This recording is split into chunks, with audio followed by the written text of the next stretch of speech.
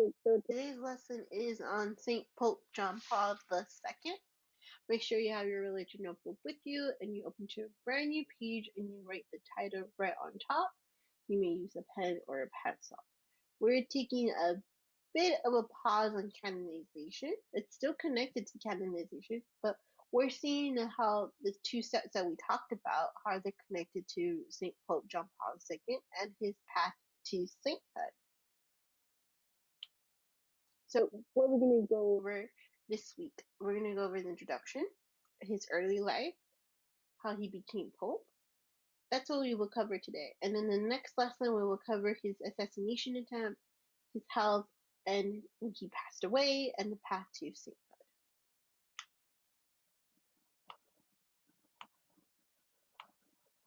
So Pope John Paul II was born as Karol Wojtyła on May 18 in 1920 in Wodzisz, Poland. He was ordained a priest in the year 1946 and became the Bishop of Olmbay in 1958. Then he became the Archbishop of Krakow in 1964. So his original name was Karol Wojtyła, and when he became a priest, he changed his name to John Paul II.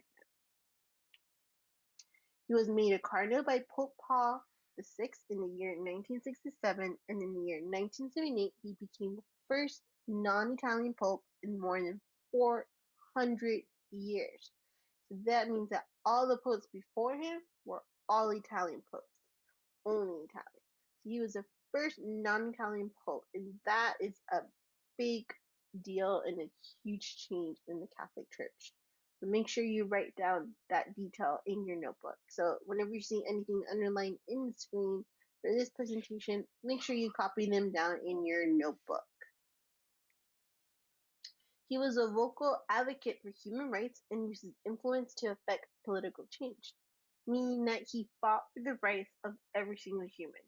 And he used his power, his influence as the Pope to talk to different leaders around the world and to have them all agree that we all need to fight for human rights and that everyone deserves to live freely, to have an equal chance, to spread the message that Jesus has, which is to always do good and be good to our neighbors. He died in Italy in the year 2005, and it was announced in July of the year 2013 that he will be declared a saint in April of the following year. So reminder, whenever you see anything underlined, make sure you copy those down in your notebook. If you need to pause the video at any time, you may do so. So let's talk about his early life. Pope John Paul II's early life was marked by great loss, which means he fortunately had many tragedies happen to him at such a young age. His mother died when he was 9 years old, and his older brother Edmund died when he was 12. In the following years, when he was early adulthood life, his father also passed away. So all the family that he had has passed away.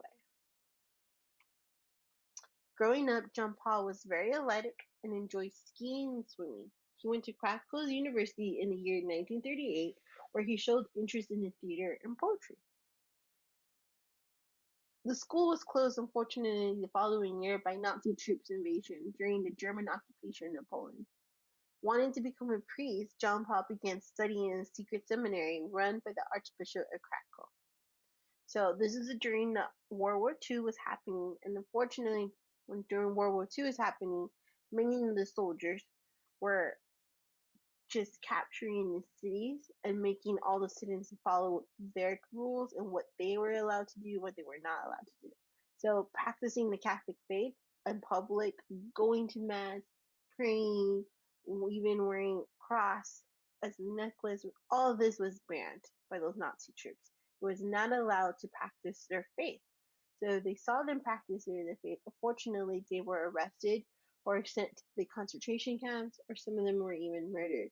So John Paul, when this was happening, that did not scare him. He said, "No, I still want to study to be a priest." So he went to a secret seminary. Seminary is school for men, and men go to study to become priests. And it was run by the archbishop. So they were doing all this in hiding. It did not matter to them. He didn't was not He was scared, but his faith was much more important, and following Jesus was much more important than his fear of being captured. So he went into study. He went to become a priest, and he went to do his studies. After World War II ended, he finished his religious studies at Krakow Seminary and was ordained a priest in the year 1946. Pope John Paul II, in the year 1978, he made history because he became the first non-Italian pope in more than 400 years. So St. John Paul was the first non-Italian pope. He's from Poland, so he's Polish.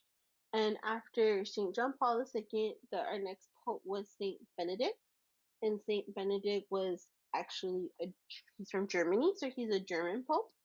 And now we have Pope Francis, and Pope Francis is from Argentina. So far we have now 3 popes who are not even Italian.